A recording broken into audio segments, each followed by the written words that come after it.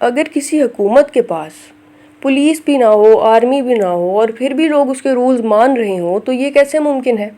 क्या हर दफ़ा लोगों को फोर्स से ही कंट्रोल किया जाता है? एक फिलोसोफर ने कहा, नहीं, सबसे पावरफुल कंट्रोल वो होता है जो लोगों के दिमाग और सोच पर हो। ये फिलोसोफर था एंटोनियो ग्रामशी। ग्रामशी 1891 में इटली में पैदा हुआ।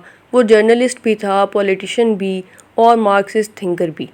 जब इटली में मुसोलिनी की फेसिस्ट गवर्नमेंट आई तो ग्रामशी को जेल भेज दिया गया।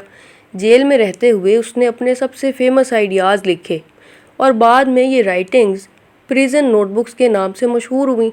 उसने एक ऐसा कॉन्सेप्ट दिया जिसने पॉलिटिकल साइंस ही नहीं, मीडिया साइंसेस, सोशोलॉजी और इंटरनेशनल रिलेशंस को भी डीपली इन्फ्लुएंस किया। अब देखिए historical background and why ग्रामशी disagreed with marks. अब सवाल ये है, ग्रामशी को नई थ्योरी देने की ज़रूरत ही क्यों पेश आई? कार्ल मार्क्स का मानना था जब कैपिटलिज्म वर्कर्स का बहुत ज़्यादा एक्सप्लॉयटेशन करेगा तो वर्कर्स खुद रेवोल्यूशन कर देंगे, लेकिन यूरोप में ऐसा नहीं हुआ। वर्कर्स ने रेवोल्यूशन करने की बजाय कई जगहों पर एग्जिस्टिंग गवर्नमेंट्स को ही सपोर्ट किया। ग्रामशी ने ये देखा और सोचा, आखिर ऐसा क्यों हुआ? उसका जवाब था, सिर्फ इकॉनमी सोसाइटी को कंट्रोल नहीं करती, आइडियाज़ भी सोसाइटी को कंट्रोल करते हैं। यानी अगर लोगों की सोच को शेप कर दिया जाए तो वो सिस्टम को नेचुरली एक्सेप्ट कर लेते हैं। यानी यहीं से ग्रामशी की पॉलिटिकल फ़िलॉसफी शुरू होती है। अब देखिए कल्चरल हेजमनी। अब आते हैं ग्रामशी के सबसे फेमस कॉन्सेप्ट की तरफ, कल्चरल हेजमनी। ये नाम मुश्किल लगता है लेकिन कॉन्सेप्ट बहुत सिंपल है। एक एग्जांपल लें। सोचें, बचपन से आपको स्कूल, टीवी, सोशल मीडिया और सोसाइटी एक ही बात बार बार बताए तो ग्रेजुअली आप उस बात को बिना क्वेश्चन किए सच मान लेंगे। ग्रामशी कहता है इसी तरह रूलिंग क्लास सिर्फ पुलिस और आर्मी से रूल नहीं करती, बल्कि स्कूल्स, मीडिया, रिलीजन और कल्चर के ज़रिए लोगों की सोच को भी इन्फ्लुएंस करती है। और जब लोग खुद ही सिस्टम को नेचुरल और नॉर्मल समझने लगते हैं तो उसे कल्चरल हेजमनी कहते हैं। यानी असल पावर सिर्फ फोर्स में नहीं, आइडियाज़ को कंट्रोल करने में होती है। इसीलिए ग्रामशी कहता है जिसके पास कल्चर पर इन्फ्लुएंस होगा उसके पास सोसाइटी पर भी इन्फ्लुएंस होगा। लेकिन अगर आइडियाज़ इतने पावरफुल हैं तो सिस्टम को चेंज कैसे किया जाता है? क्या सिर्फ रेवोल्यूशन काफ़ी है या पहले लोगों की सोच बदलनी होगी? अब देखते हैं organic intellectuals and war of position. अब तक हमने कल्चरल हेजमनी को समझा, लेकिन अब सवाल ये है, अगर रूलिंग क्लास आइडियाज़ के ज़रिए सोसाइटी को इन्फ्लुएंस करती है तो उस सिस्टम को बदला कैसे जा सकता है? ग्रामशी का जवाब बहुत इंटरेस्टिंग था। उसने कहा, हर रेवोल्यूशन बंदूक से नहीं होता, कुछ रेवोल्यूशंस आइडियाज़ से भी होते हैं।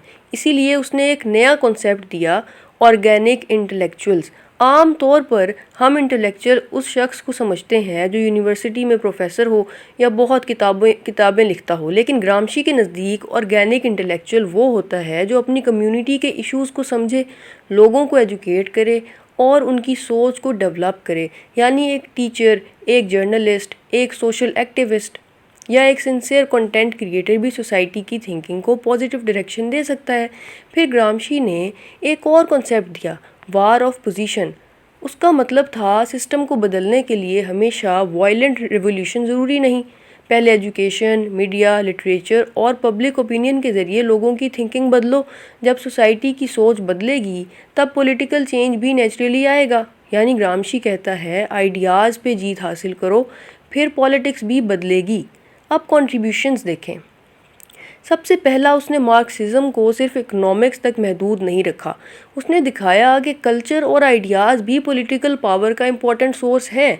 दूसरा, उसने मीडिया, एजुकेशन और सिविल सोसाइटी की इम्पोर्टेंस को एक्सप्लेन किया। तीसरा, उसकी थ्योरी ने sociology, media studies, cultural studies और इंटरनेशनल रिलेशंस को भी डीपली इन्फ्लुएंस किया, लेकिन क्रिटिसिज्म भी हुआ। कुछ स्कॉलर्स कहते हैं कि ग्रामशी ने इकोनॉमिक फैक्टर्स को कम इम्पोर्टेंस दी और कुछ लोग कहते हैं कि कल्चरल हेजमनी को प्रैक्टिकली मेजर करना बहुत मुश्किल है। अब मार्क्स और ग्रामशी का डिफरेंस देखें। मार्क्स कहता था इकोनॉमी सोसाइटी को शेप करती है, लेकिन ग्रामशी कहता है इकोनॉमी के साथ साथ कल्चर, एजुकेशन और मीडिया भी सोसाइटी की डायरेक्शन तय करते हैं। Modern relevance. अब सवाल ये है, क्या ग्रामशी आज भी रेलेवेंट है? जवाब है पहले से भी ज़्यादा। आज social media, news channels, films, streaming platforms और एजुकेशन सिस्टम्स लोगों की थिंकिंग को इन्फ्लुएंस करते हैं। इसीलिए जब हम पब्लिक ओपिनियन, मीडिया नैरेटिव्स या आइडियोलॉजिकल इन्फ्लुएंस की बात करते हैं तो ग्रामशी की फ़िलॉसफ़ी बहुत रेलेवेंट हो जाती है।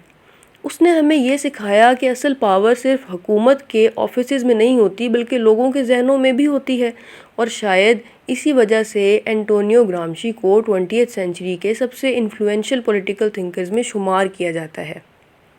और इसी के साथ हमारा आज का लेक्चर कंप्लीट होता है। अब आ जाते हैं पर्सनल व्यू की तरफ। पर्सनली अगर मैं ग्रामशी की बात करूं तो मुझे उसका सबसे पावरफुल आइडिया कल्चरल हेजमनी लगता है। आज के डिजिटल दौर में हम रोज़ सोशल मीडिया, न्यूज़ और एंटरटेनमेंट के ज़रिए नए आइडियाज़ से एक्सपोज होते हैं। ये हमें याद दिलाता है कि हमें हर इंफॉर्मेशन को बिना सोचे एक्सेप्ट नहीं करना चाहिए बल्कि क्रिटिकल थिंकिंग के साथ इवेलुएट करना चाहिए। मेरे ख्याल में ग्रामशी का सबसे बड़ा लेसन ये है कि सोसाइटी को बदलने के लिए सिर्फ पॉलिटिकल पावर नहीं बल्कि एजुकेशन, अवेयरनेस और आइडियाज़ की भी उतनी ही ज़रूरत होती है।